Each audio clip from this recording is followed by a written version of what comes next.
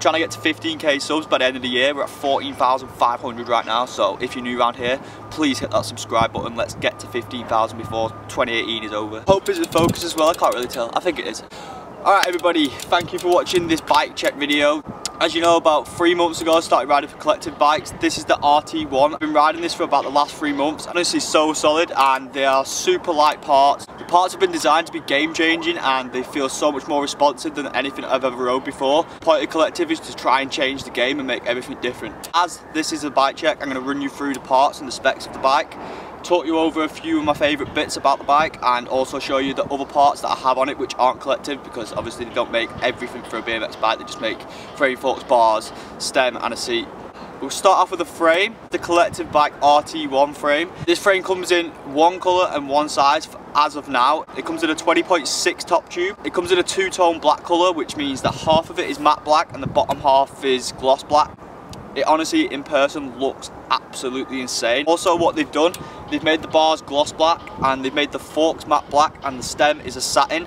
So because the stem's in the middle of the bike, it's like an in-between of the matte and gloss, and then you've got the gloss on top and the matte on bottom. So like the way the bike's been designed isn't just like, I want that one straight colour. It's actually had thought put into it, and it's just little details like that that make bikes, and it honestly looks insane. We're still on the frame.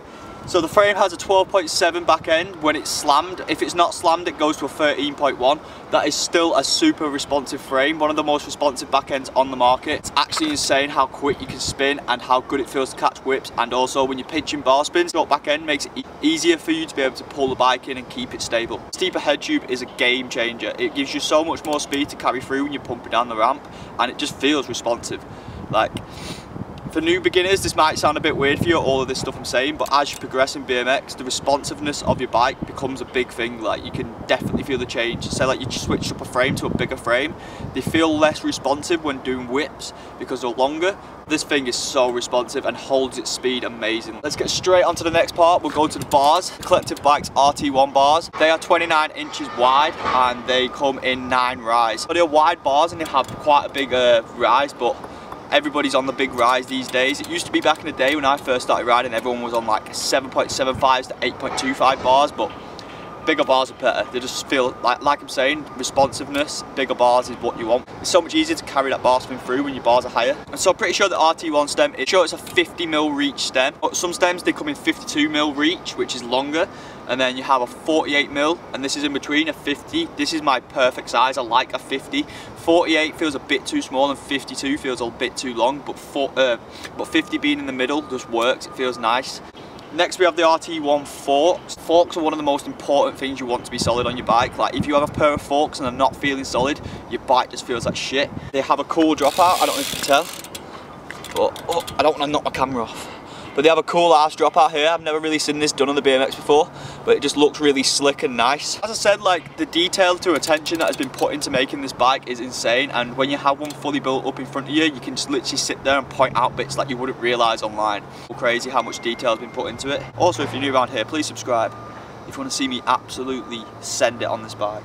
Every link to this bike will be down below, so go down below if you want to get yourself one. They're probably going super fast because it's Christmas time, but I'm pretty sure they'll still be in stock, so get yourself over there and get yourself one before they go. Forks have a 28mm offset. This is one of the most important things you want to take into account when buying forks, is the offset.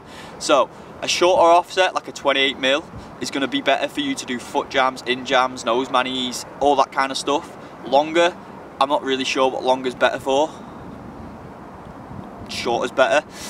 Only one more part on this bike right now, which is collective, and that is the seat. So this is the RT1 seat. It's a combo seat, which means it's super light. Some pivotal seats, they have like a metal bolt inside and they're just super heavy, and it's just yeah, it's a lot of ball ache to get them straightened up and move them into position, where this thing you just literally go in, tighten the seatbelt up, it's done. It weighs nothing as well. They literally weigh like 100 grams, it's insane. That's everything on the bike, which is collective. As I said, if you want any of these parts, they're all going to be linked down below. I've also got other parts on the bike that people ask about, so I'm going to run you through them parts as well as all the collective stuff. So we're going to start with the wheels. On my back wheel, that's a stock Conley Pintor wheel or something.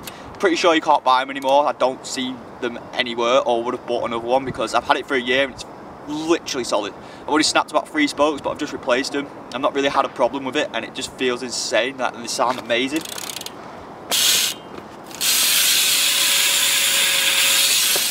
So yeah, I've had that for about a year, but I'm pretty sure you can't buy them anymore, which is absolute peak because I want a new one. If anyone finds one, please send it me. Front wheel is kind of jokes. This is actually Dan's, one of my mates' front wheel. I snapped the hell out of one of my profiles a few months ago, and I've just been riding this ever since. It's like a Primo wheel or something, N4 FL. It's got 2 hub guards on the front. I don't even ride pegs, so that's pointless. Yeah, it literally weighs a ton. I wouldn't recommend it. It like literally ruins my riding at the moment. But another part, which some of you who have been following the channel or just following me in general since I started riding will know, I've always rode these tyres here. I've always rode Demolition Momentums. I will stick by these tyres forever. They feel amazing, they last, they hardly ever get punctures. I have a Core headset, so I ride for Core, which is a protection company. Also they sell scooters and stuff like that. I have one of their headsets in. These headsets are so sick. I have it in chrome. I think it just like pops on the bike and looks amazing. Pedals, I have some premium pedals. I'm pretty sure you can't buy them either. And then cranks are Snafu Mayweather cranks. They're on the way out, the spindle's dying, but hopefully they should get some new ones soon. Have a Conley Chris Courtney sprocket, which you probably can't buy either anymore. I just have loads of random parts that like straps to this bike, but you probably can't buy anymore. It's pretty mad. I think that's pretty much everything on the bike.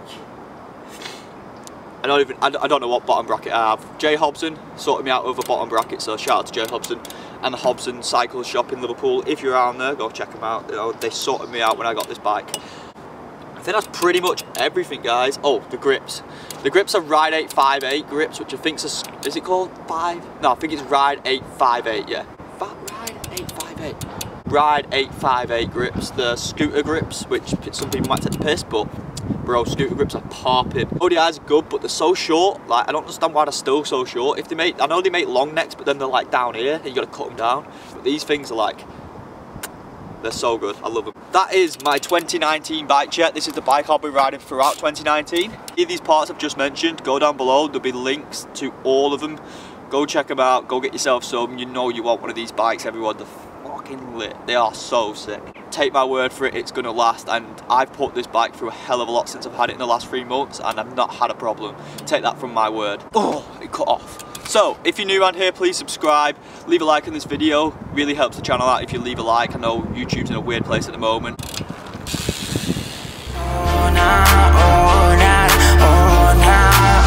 Why this bitch tryna play me? Are you crazy? Pocket rocket in my cargoes like the Navy. Put the Tommy to his brain, please, like he Brady. Heartbreaking on the daily. Can you save me? Why this bitch is tryna play me? Are you crazy?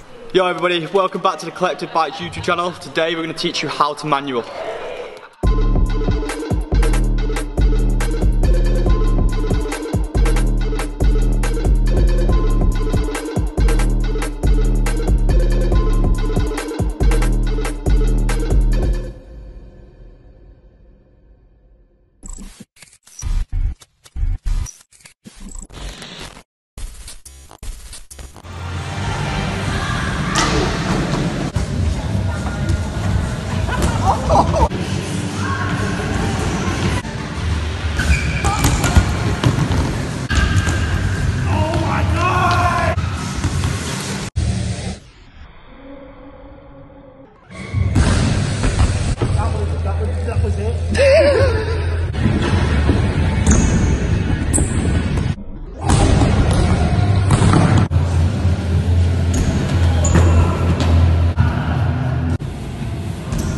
That was fucking sick. Oh no.